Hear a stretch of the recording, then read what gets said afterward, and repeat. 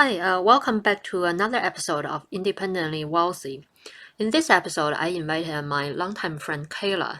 We both left our jobs recently, and we're here to talk about why is that and the things we wish we knew before we start working. Kayla, do you want to introduce yourself first? Oh, sure. So I'm Kayla. I am a doctor. I guess that's still sort of strange to say, even though it's been a while since that's been the case.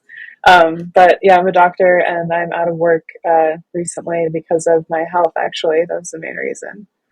I'm Dianmu. I'm a software engineer in a major tech company. I make AI models to solve everyday problems that users encounter when they use computers or their tablets. That's pretty much it. Uh, like that, I feel like the one of the reasons I left my work is there's a like I before I start working, I had some expectations, and then there's some and after I start working, I realized some of that wasn't true. So like in Mhm. back in 2018, I start working. I thought that I'm going to one of the major tech companies. I would do work to change this world in some profound way. What what I realized after start working is uh, more like if you work for a major tech company, uh, there's a chance you could do some revolutionary projects, but more often than not, your projects are more likely to be more incremental in nature. Mhm. Uh, so incremental that sometimes you will feel like you're devoting majority of your time to solve somebody's first world problem. Um, I'm not saying that necessarily like criticizing it, but Mhm. in fact, like if you're running a business, solving somebody's first world problem could lead to like profit and is a very good business model. Mhm. Let's say say your iPhone, right? Just like teams of people working on the small problems that you might not even notice as a user to get the product just right. So when you use it, it just works, right? Like that's why Mhm. iPhone is so popular. But I guess like internally as a person, I start growing and slowly waking up to the fact that I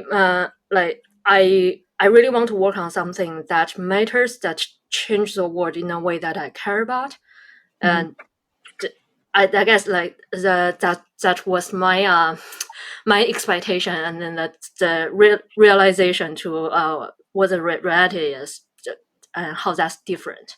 Like, what about you, Kayla? Yeah, so I think even though I didn't really have so much of a choice in mine, I did notice the entire time going through medical school and then being in the hospital that you have these expectations, like you said, and you get there and you have to face the reality of what's going on. So I don't know what a good example would be. You just you'd expect, a doctor to act perfectly in every situation, and then you get there Okay.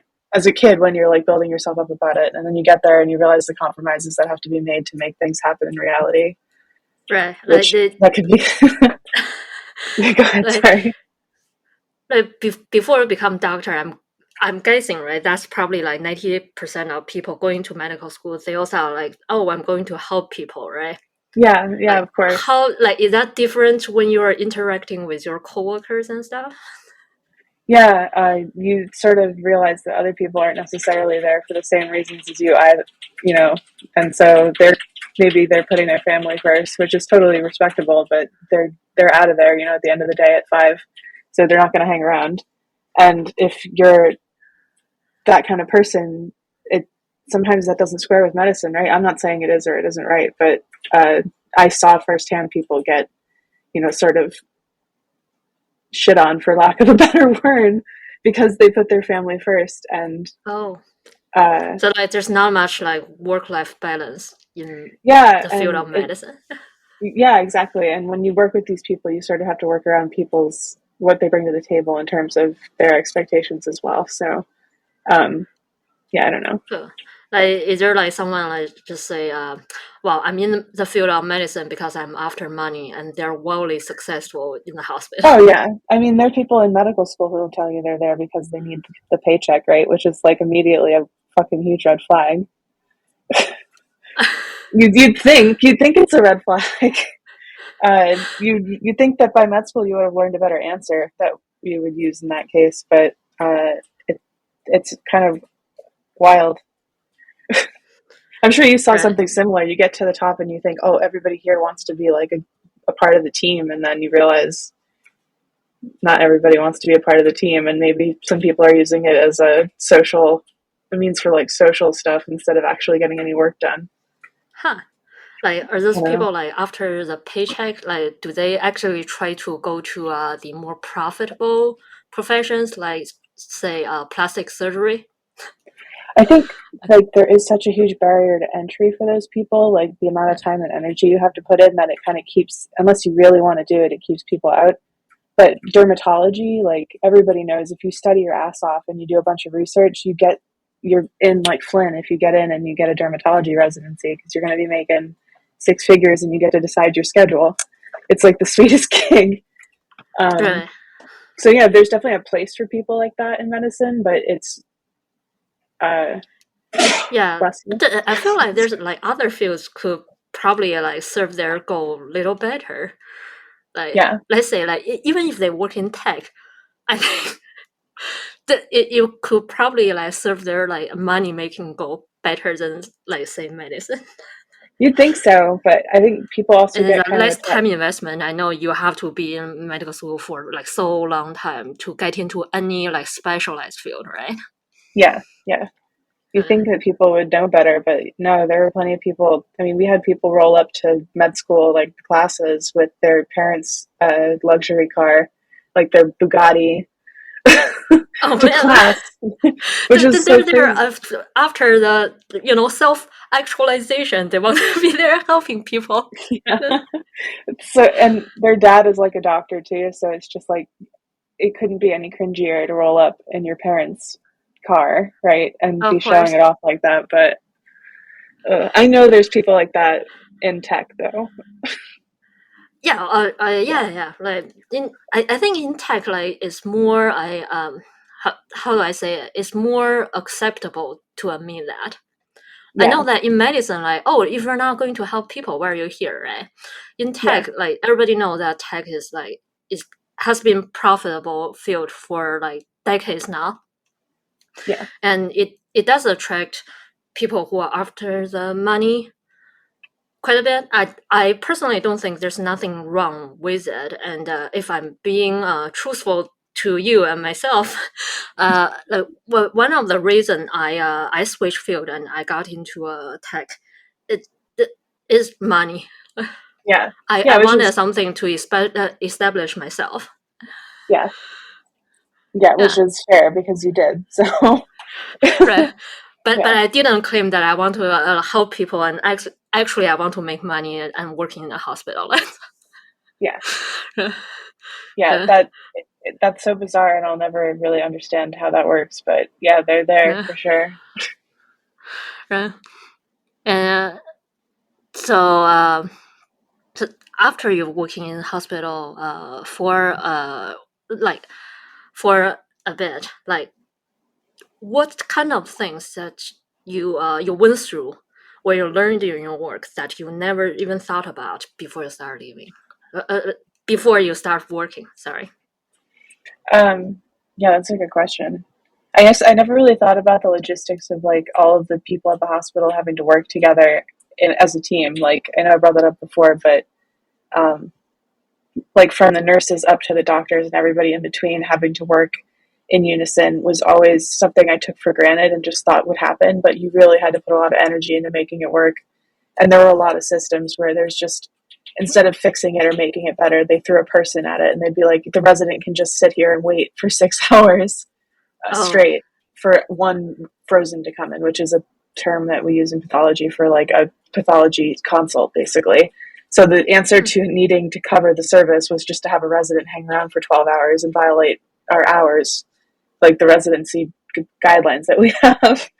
Um, which isn't the ideal situation. And I just, I guess, expected people to work together better. And I had to take things into my own hands a couple times and like get way more angry and aggressive than I would have liked to at work Mm-hmm.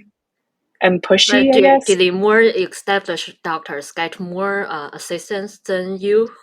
Oh yeah, absolutely. Like who, what answer you get would depend on who is asking the question. You know what I mean? Ah, so like the So bureaucracy is actually a lot easier for established doctors. yeah, exactly, exactly. And but those people wouldn't waste their time doing any sort of interacting with anybody below, beneath them. So they would make the residents do it. Huh. I mean, there are of course exceptions. There were doctors who were wonderful who did everything perfectly. It seemed, but there were few and far between. Yeah, I think as a patient, I experienced a little bit of that too.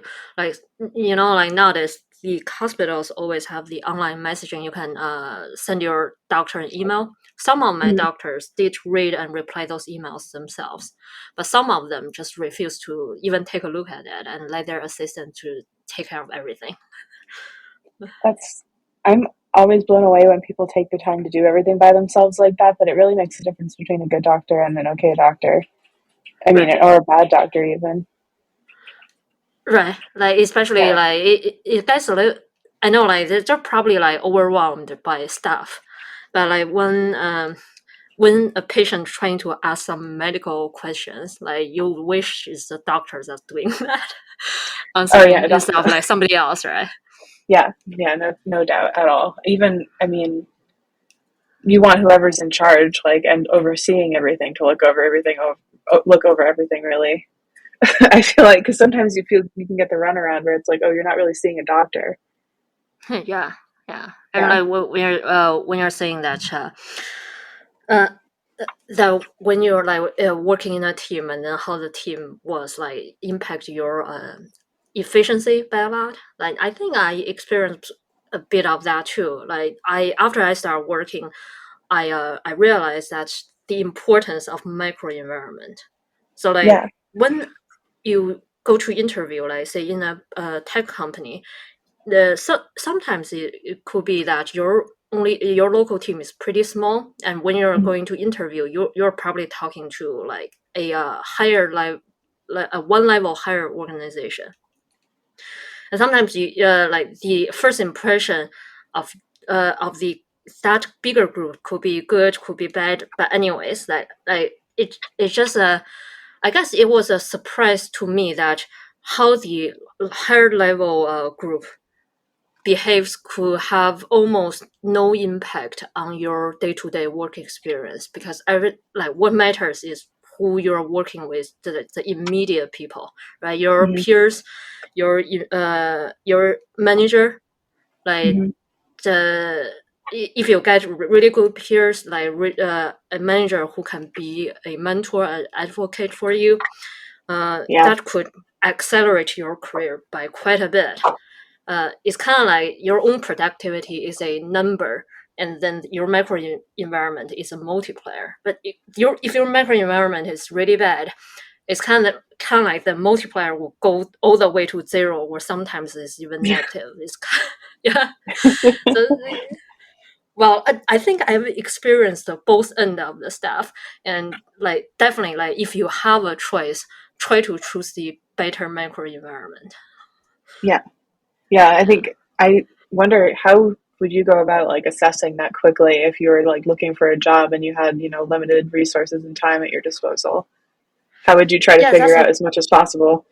that's a great question. I don't think I'm expert in that. Like since I personally got like some bad experience, but I guess uh I guess one thing that I would tell myself is to trust my instinct more. Hmm. Like yeah, like you could be freshly coming out of school, you could be like new to work and everything. Maybe you are not the expert in your field yet, but one thing you are expert on because of your extensive experience of being a person for decades now, is you kind of have a baseline of like how people behave, like and Hmm. what kind of their behavior is not meeting your expectation. Hmm. Like I also understand that when people go to job interviews, like they especially if they come fresh out of school, they might be under pressure, right? They want to quickly make some money and then establish themselves, so they're willing to overlook a lot more the telltale signs. Yeah, uh, yeah, I so like it's not like that when you go to interview and your senses are completely shut off. You can't really tell like, oh, that group is really weird. It's just like your mind, so your self conscious is telling you like, please ignore that. We need money. yeah. But That's it's not like when you're like unknowable. looking for hospitals to like to interview, like you probably like going to like many interviews, and some of them would right off the bat is a little weird, right? Oh hell yeah, no question. Yeah. Uh, I I picked my program, and I the people that run it, the two people at the top, were actually really great people, and they fit me. But yeah, a couple of the other programs, you just the residents, you could tell, were miserable, like without even having to speak to them. And if you did speak to them, they would just complain about the other residents. So it's like, man, that's a huge red flag. Uh, Right. you're totally right. It's not knowable. It's very obvious usually when things are pretty bad. Right, right. Yeah. And oh, I guess this is the thing that, like, I've been reading like some like investment books, and there's advice that Warren Buffett gave to people. I guess not so much as he gave to people, but he's stating like what kind of people he's willing to work with. Hmm. He was saying like he will only work with people he both like and respect. Hmm. Anything less than that will be too much work. I guess I wish I read that before all this. Yeah. Yeah. I think it's really important to at least, that's a really good point. uh, Respecting the people you work with is huge. right. and Yeah. and like looking back, right, like for all the stuff you went through, that all the things you like you endured, and eventually you decide not to anymore, right? Like what kind Yeah. of advice you will give you to your younger self, or give to somebody that who's looking to get into your field? Oh man, don't compromise. That's what I would say. Like, if you feel like it's not a good fit and something's wrong, you should definitely do something or say something. I feel like I have a lot of regrets around that. And I wish I had been encouraged more to just like do the right thing and say the right thing and not just ignore things. Because it's really easy to just let things go by and let things slip past because you're tired or you don't want to do you're not, there's like the bare minimum, and then there's, doing the way that you have your own standards held to. And a lot of times, if you're like working at 22, you're working way too many hours. You're just like, is this really necessary? Do I really have to do this right now? And it's like, I wish I had somebody to be like, here's how to do this in a way that isn't compromising with yourself. And here's, I would have done that better if I had had somebody encouraging me to be, you know, more forward and right and do the right thing. I don't know if that makes sense. Does it make So sense? yeah, I actually share your sentiment. Like I would say that like after you start working, right, try to figure out your micro environment as soon as possible. Yeah. And like it's either a good fit or it's not. Like if it's not a good fit, like don't waste your energy to change the environment. Is first of all, it's not your job. Secondly, it's very costly. But Yes. it's Yes. the, like some microenvironment is bad for a lot of reasons. Like if you're not the lead of that environment, it's gonna be like uphill battle. Oh, even if you're the lead of that microenvironment, it's still uphill battle to try to change the culture. Like as soon as you to figure out it's not a good fit, just leave. Like there are Yeah. other choices. But it's a lot again, like just like you said, it's lots of work, like looking for the job postings and trying to go prepare for interview, going to the interview is a lot of work. But I think like by the end your effort will be pay off if you choose to leave. Yeah. Yeah, I think you're right that you don't want to necessarily start off your job basically knowing you're going to have this battle ahead of you Right, and in the first it's place. very draining. It's not like if it's not a good fit, let's say, if it's a good fit, then everything works smoothly. There's nothing there's nothing to worry about. But if it's Yeah. not, it's gonna be very draining, not to only to your energy and your productivity, but you're emotionally drained too.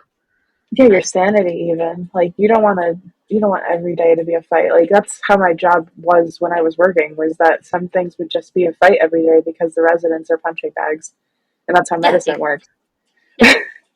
I Like mean, that's what I mean with my like long diverted tangent back there, is that there's just points where they would make up with what they should have hired new people for with resident work, and that's just how medicine is. And I know people don't like to talk about it, but that's how it is for real. The slips and the errors and the cracks and all that stuff is because the field is the we don't have a good system, and the way that we try to bolster it is by throwing people and man hours at it, and a lot of those people are residents who aren't very trained. oh. Sorry to go off that tangent. No. Yeah, Like, I mean, like, it's just an open-ended discussion, and yeah, I'm actually, yeah, it's interesting. Yeah, but yeah, that's so the microenvironment maybe for people who are if somebody's listening and they're in the medical field, you might feel like, yeah, it's nice to say just leave, but maybe I only have this one choice. That's the thing that yeah. happens in medicine a lot, is that you don't really get to pick, you get stuck with the bad choice. So uh, just Yeah, don't like that's compromise a your really morals. valid point. Yeah, Yeah, yeah, and I don't just don't know. Like, compromise. Oh, go I ahead, mean, sorry. like, do like maybe this is just me, right? Maybe I don't have the enough leadership skills to try to change the microenvironment, right? Uh, have you seen people successfully doing that while not in a leadership position? One resident at my job, yeah, she was like a spitfire. She reminds me of you, actually. um, but she was just so not pushy, but like in the best way possible. She was pushy, where she would know exactly when to push and know who to do it Oh, to that's get called things done. assertive. Yes, thank you. Assertive. I always forget with the like white the way that the world works, and they make women into a bad thing all the time. Yeah, assertive. Yeah, she was a wonderfully assertive and bubbly person, and she definitely made a difference in the org. But she also got burnt out and cried at work. So it's Of like, course, yeah, it doesn't matter how good you are, of you're course. still gonna Uh, cry. Yeah, it definitely weighs on people, even when you have that like excellent level of leadership skill, right? yeah, yeah. Yeah, It's, I it's mean, it's a lot. like you know that like when when some companies got in trouble, right, and their stock just keep decreasing, like to the extent that become like used to be like 100 something and then become penny stock almost, Oh, and then damn. they have Yeah, to kick out the current terrible CEO and try to hire a another CEO, try to turn this shit around. yeah. Like it is actually very rare to turn it around. It's usually like even if this person is good, is excellent, like there's something like so like entrenched and so wrong with the work. There's no way these the a skilled CEO can actually do it. And even if they can, it usually takes years, like 5 6 years. Mhm. Uh, yeah. Yeah, I don't think I could ever. I have no idea what goes into steering companies the right way once that something like that has happened. I'm sure you have some ideas. I I wouldn't know. I'm not like I feel like it would be a lot easier to start things right than Yeah, just let that's it true. go whatever, right, and try to correct Yeah, it when it went wrong. yeah. Very good point. Yeah. It's like I mean like lots of companies did that, right? Like AMD back then, like 6 7 years ago, their stock was like I don't know $12. They were in deep Yeah. trouble, and nobody took them very seriously. But I Hmm. look just this years passed, and Lisa Su took that company to a like very legitimate competitor. to NVIDIA in the GPU sense and a legitimate competitor to Intel Yeah, on definitely. CPU, right? Yeah, for sure. But like I'm just saying that I'm not Lisa Su, not right now at least. Maybe one day. Yeah, Yeah, it's yeah, something to aspire to. yeah. Like for sure. Like who wouldn't wish to have that type of skill, right? Yeah, no, seriously. I Yeah, can't thinking about things. I mean, I guess my husband's always been the one who's been like really into the systems hierarchies and stuff like that that you have to be really good at to be that kind of person, I think, too. But I think it's interesting to be able to see the bigger picture like she must be able to. I don't think I could ever do that. yeah, yeah. That's true. Oh yeah, like when you mentioned that, like that point, like somebody might be a natural fit to environment, right? So like if you Yeah, feel like it doesn't match your personality or it doesn't match your strengths, it could be just the environment. It's just a different type of environment. It doesn't work for you. It doesn't mean that it won't work for other people. It's just like yeah, if two people were dating, right? Both people could be perfectly good people, but they just don't get along with each other. That's why they broke up. It's not like when they broke up, one of them has to be a psychopath. But I'm yeah, right, but I'm yeah, not dismissing that. Like there are like really terrible environment, and there are the psychopaths dating people too, right? But as yeah, like for either way, sure. like like if you feel like that's not a good fit or they're psychopaths, I think like whatever the reasons are, like leaving would still be a better choice than trying to fight the psychopath. Oh, no question. Yeah, especially if you know. If you have like no doubts that they're a psychopath, I'm absolutely hightail it out of there. Right. I mean, like, yeah, exactly. Then it's not your job to try to educate the psychopath to become like a like emotionally available like person. It's not your job. It's probably the psychiatrist's job to do that. Yeah, and they're not doing a very good job probably if they're like actively psychotic at work. Oh, Exactly. So I know that when stuff didn't go right, like it could be like it could be waiting on you a lot. I think the most important thing is just try not to like blame yourself or even the environment. Just know your options and try to do something to change the environment. mhm. Either like leaving this environment and getting into a new one, or like make the current environment to a better like minimally bearable one. Yeah, yeah, I agree totally. Yeah, cool. And thank you, Kayla, for joining me on this episode. Thank you for having me.